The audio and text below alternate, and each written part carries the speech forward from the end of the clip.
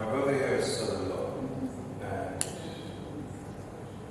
I'll just add a little bit more to it. I'm surrounded by fellow youths and like-minded people like myself.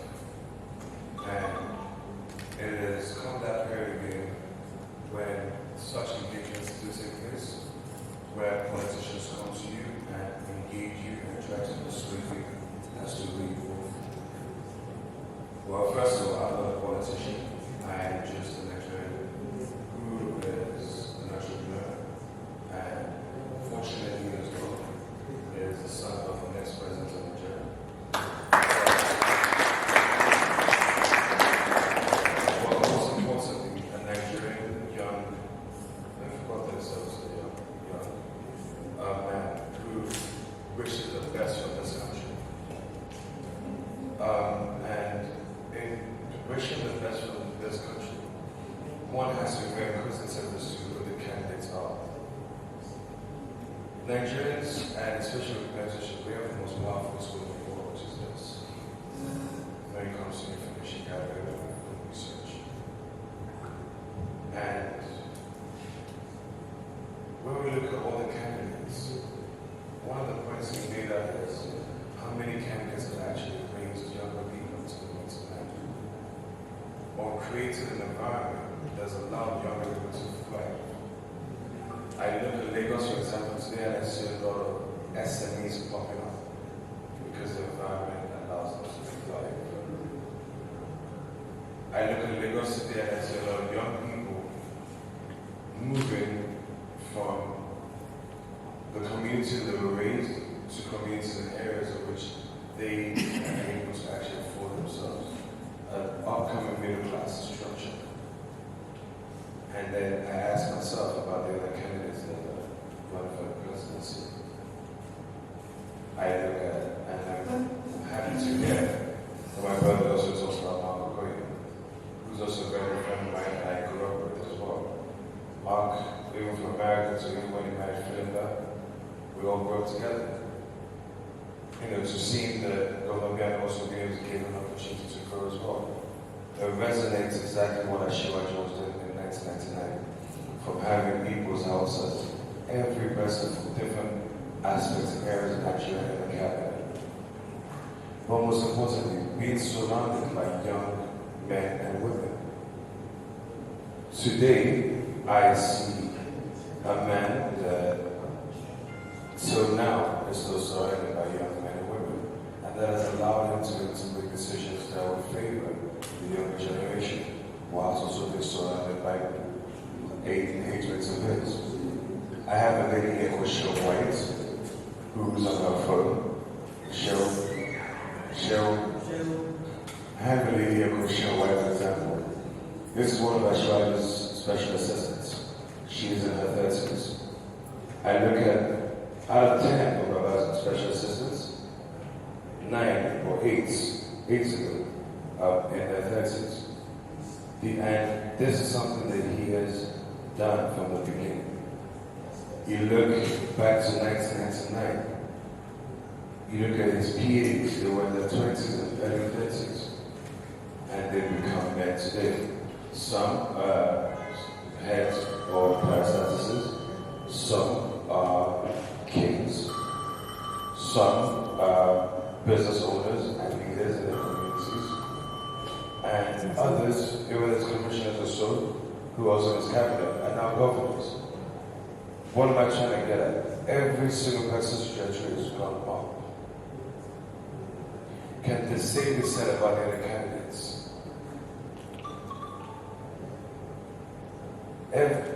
Everyone screams and shouts that, oh, I'm for the youth, I'm for the youth. How many of you can actually point at any candidate, other than Ashiwaji, who has really been for the youth? We have to be a little bit more inquisitive. I am not here to preach to you as to vote. I'm here to solicit that you go home and do better research of every single candidate's existence. This election is not a regional election. It isn't for the governorship of Anambra, where one can now say, the Yoruba man cannot come and take it from our brother or our son. It's about Nigeria. It's about Nigerians and it's about Nigeria. But most importantly as well, it's about us, our future. I'm a member of Anambra through my wife, my mother-in-laws, and I've heard stories. I've been told over and over again that an individual or a candidate is championing a cause, but yet when you had the opportunity to lead, he did too much.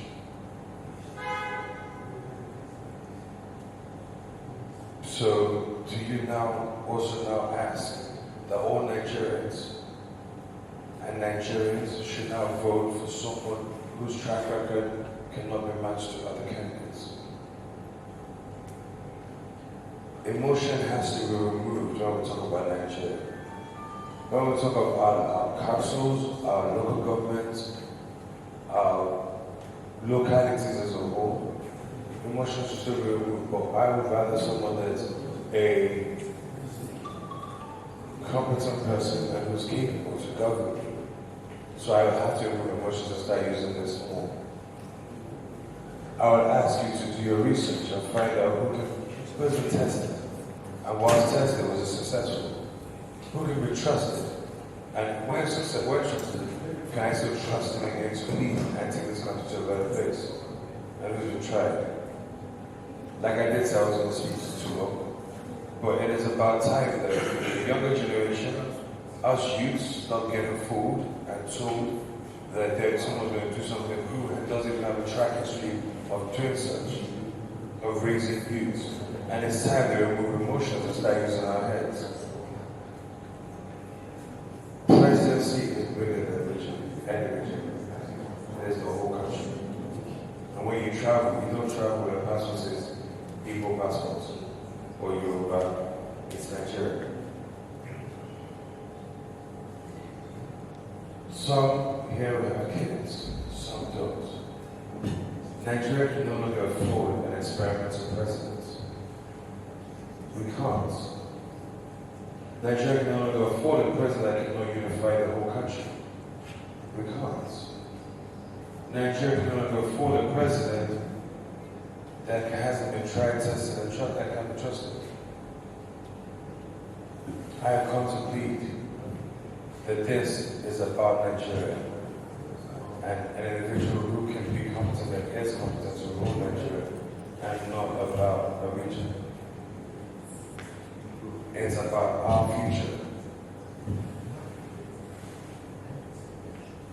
It's about who can move Nigeria forward, who can create a team of brilliant men and women, Hausas, Igbo, Shekiri, Yorubas, on cabinet that will literally be led by people who are not just leading from the top, but rising from the bottom, which is also the grassroots. I really do hope that you go home and you do and become a little bit more inquisitive about who we're trying to vote for or who you're going to vote for. And if you do allow it to be just an emotional decision, the consequences will be graver. It has to be one where you have questioned and asked.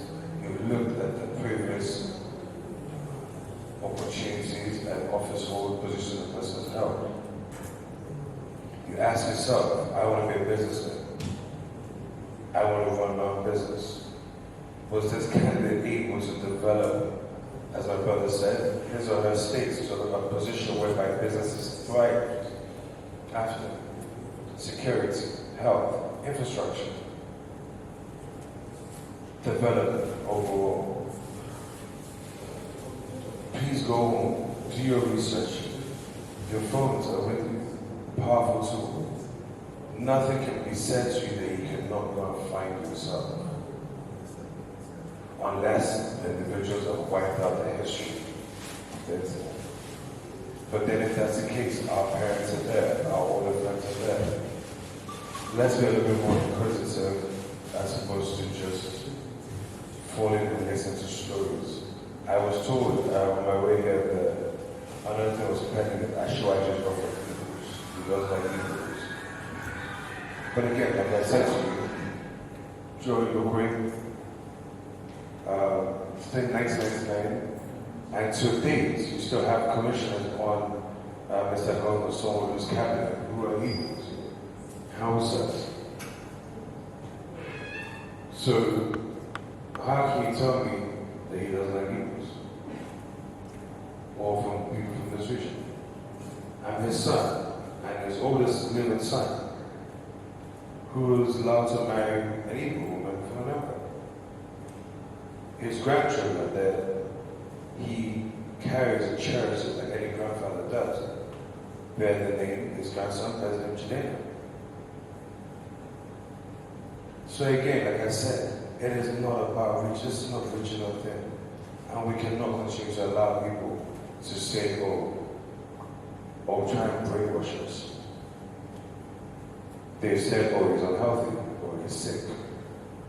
But yet, he has moved around the country more than any other candidate has. As you speak, in the last 1 week, he has been to at least 6 or 7 different states or rallies. I can't even keep up with his schedule. By 3 a.m., I want him to go and sleep. And that's the truth. Do your research and find out. But he's someone that stays up till 5 in the morning. And he's always usually up. Sometimes before I do. Depends on how early I ran home because I couldn't keep up. His leadership skills is second to none. How many of you here go to Lagos? Almost all of you go to Lagos. And you live in Lagos. But the opportunity that Lagos gave is what you brought back here to try and help to grow this community. I want a Nigeria that does the same thing, where everybody will come back home. And the opportunities that Nigeria gives is one that we eventually will start having expatriates coming to learn. And that's a Nigeria I want Nigeria that is the giant of Africa where it should be. That's Nigeria, and I'm Nigeria. Thank you.